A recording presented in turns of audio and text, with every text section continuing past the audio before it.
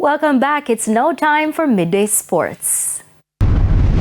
Olympic silver medalist Kishane Thompson says he's ready for the competition at the Eugene Diamond League meet on Saturday in the USA. Thompson, who sped to a world-leading 9.75 seconds to retain his national 100-meter title last week, is expected to face a stacked field in the men's 100 meters in Eugene. It's pretty much the same. I'm not feeling any discomforts or being tired.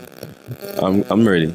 Fellow Jamaican Akeem Blake, former world champions Christian Coleman and Trevon Bromell of the USA, Zarnell Hughes and Jeremiah Azu of Great Britain, Bayanda Walaza of South Africa, and Australia's Lachlan Kennedy are also expected to be in the field. The West Indies were responding steadily in their first innings reply against Australia in the second test on day 2, reaching 110 for 3 at lunch at the Grenada National Stadium. They trailed by 176 runs. Jamaica's Brandon King, 39, and Captain Roston Chase, 16, were the not-out batsmen. Another Jamaican, John Campbell, went for 40. Former captain Craig Brathwaite, playing in his 100th test, went without scoring, while Casey Carty made 6.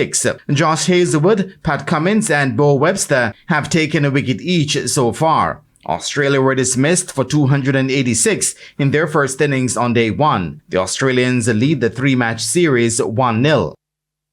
This year's Mayberry Investment Caribbean Junior Tennis Championship will be contested by Jamaicans only, as players from across the Caribbean were unable to take up the offer this time around. As a means of exposing young players to the international game at an early stage, the Lockett McGregor Tennis Series is hoping to replicate the Blue Mountain Junior Tournament from the 1990s, which brought the Caribbean together. However, things will not go ahead as planned this year, as there has been a setback ahead of Monday's serve-off at the Ligony Club. We've been talking to quite a few countries. They weren't able to make it for this year, but we have promises, and they are looking forward to come out next year and enter this tournament.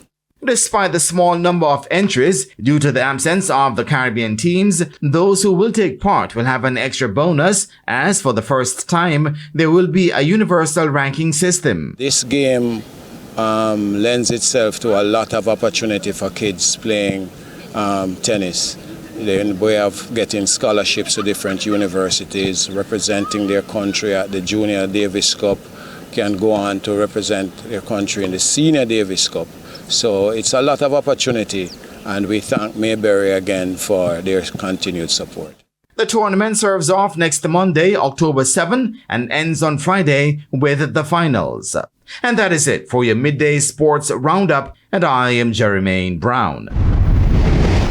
Thank you, Jermaine. And that's the Midday News Package. I'm Amoy Harriet. Join us at 7 for Primetime News. On behalf of the news, sports, and production teams, pleasant viewing.